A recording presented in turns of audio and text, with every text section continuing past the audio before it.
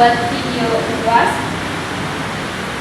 mata kuliah SKI dengan dosen pengampu Bunda Huslinda. Baik, materi pertama yaitu Islam di Indonesia. Proses masuknya Islam di Indonesia tidak berlangsung secara revolusioner, cepat dan tunggal, melainkan berevolusi lambat laun dan sangat beragam. Menurut para sejarah, teori-teori tentang proses masuknya Islam ke Indonesia dapat dibagi menjadi 4. Yang pertama yaitu teori Mekah. Teori Mekah mengatakan bahwa proses masuknya Islam ke Indonesia adalah langsung dari Mekah atau Arab. Proses ini berlangsung pada abad pertama Hijriah atau abad ke-7 Masehi. Lalu teori yang kedua yaitu teori Gujarat. Teori Gujarat mengatakan bahwa proses kedatangan Islam ke Indonesia berasal dari Gujarat pada abad ke-7 dan abad ke-13. Lalu yang ketiga yaitu teori Persia. Teori Persia mengatakan bahwa proses kedatangan Islam ke Indonesia berasal dari daerah Persia. Lalu yang terakhir yaitu teori Cina. Teori Cina mengatakan bahwa proses kedatangan Islam ke Indonesia, khususnya di Pulau Jawa, berasal dari perantauan Cina. Lalu materi selanjutnya yaitu faktor yang mempengaruhi proses masuknya Islam di Indonesia. Menurut Uka Chandra Sasmita, masuknya Islam di Indonesia dilakukan 5 jalur, yaitu yang pertama jalur perdagangan, kedua melalui jalur perkawinan, yang ketiga melalui jalur tasawuf, dan keempat melalui jalur pendidikan, dan yang kelima melalui jalur kesenian. Selanjutnya ada peran Wali Songo dalam penyebaran dan perkembangan Islam di Indonesia. Peran Wali Songo dalam penyebaran agama Islam antara lain sebagai pelopor penyebaran agama Islam kepada masyarakat yang belum banyak mengenal ajaran Islam di daerah. Yang keempat, sebagai orang yang dekat dengan Allah Subhanahu wa Ta'ala karena terus beribadah kepadanya sehingga memiliki kemampuan yang lebih. Yang kelima, sebagai pemimpin agama Islam di daerah penyebarannya masing-masing yang mempunyai jumlah pengikut cukup banyak. Materi selanjutnya yaitu Islam di masa penjajahan. Yang pertama, dinamika perkembangan Islam di Indonesia selama masa penjajahan. Perkembangan Islam di Indonesia selama masa penjajahan memperlihatkan dinamika yang sangat kompleks.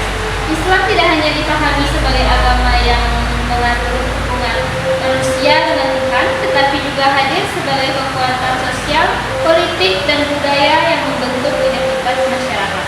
Sejak kedatangan bangsa Eropa, mulai dari Portugis, Belanda, hingga Jepang, umat Islam Indonesia menghadapi tantangan besar. Akan tetapi dalam tekanan kolonial Islam justru tampil sebagai faktor nomor 1 yang mampu menyalahkan kesempatan sekaligus menjadi dasar perkembangan. Yang pertama, Islam sebagai identitas dan perekat sosial. Islam sejak awal telah berakar dalam kehidupan masyarakat Nusantara.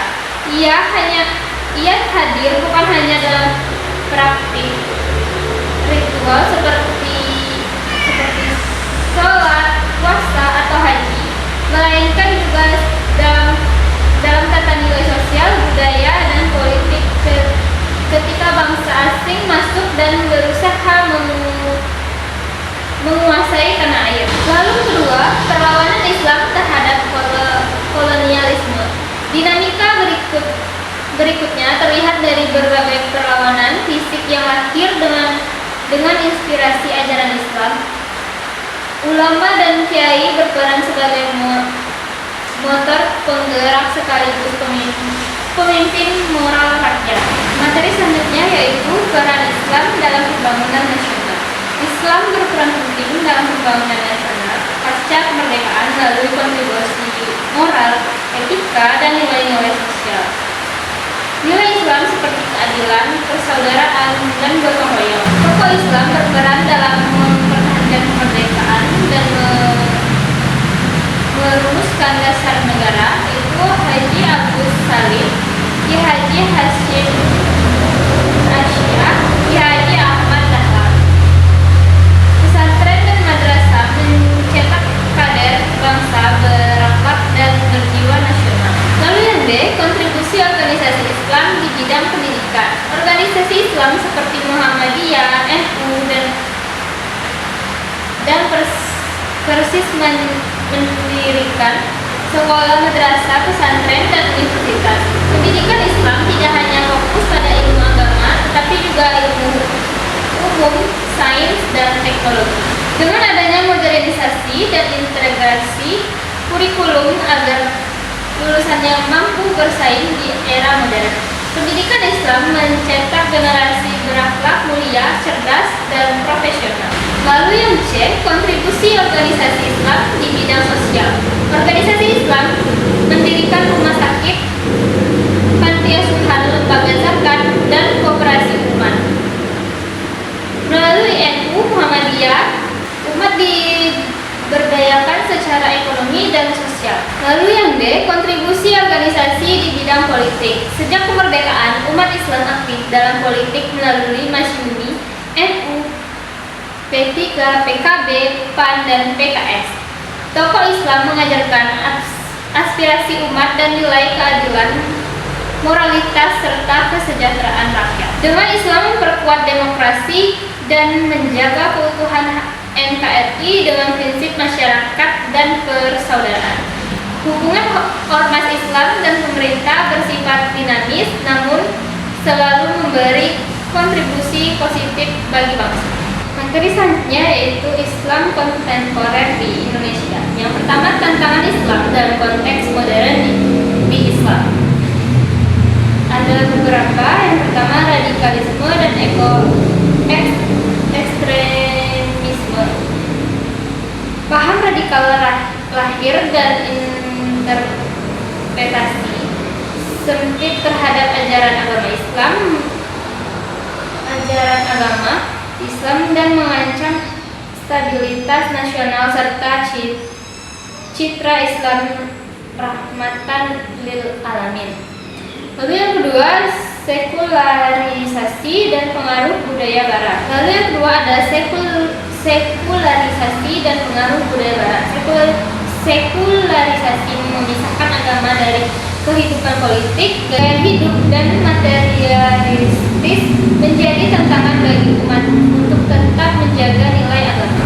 Lalu yang ketiga, fragmentasi internal umat Islam. Perbedaan ormas dan mazhab sering berkembang menjadi perpecahan yang melemahkan persatuan umat. Media sosial menjadi sarana dakwah sekaligus tantangan karena munculnya hoaks, ujaran kebencian, dan propaganda radikal.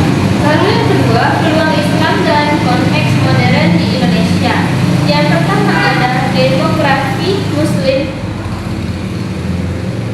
mayoritas. Umat Islam di Indonesia lebih dari 200 juta jiwa menjadi kekuatan sosial dan politik untuk memperkuat peran Islam dan menjaga persatuan bangsa. Lalu yang kedua, pemanfaatan teknologi informasi. Teknologi digital membuka peluang dakwah, pendidikan, dan ekonomi. Pesan keislaman moderat dapat disebarkan luas, terutama kepada generasi muda. Lalu selanjutnya ada penguatan ekonomi syariah.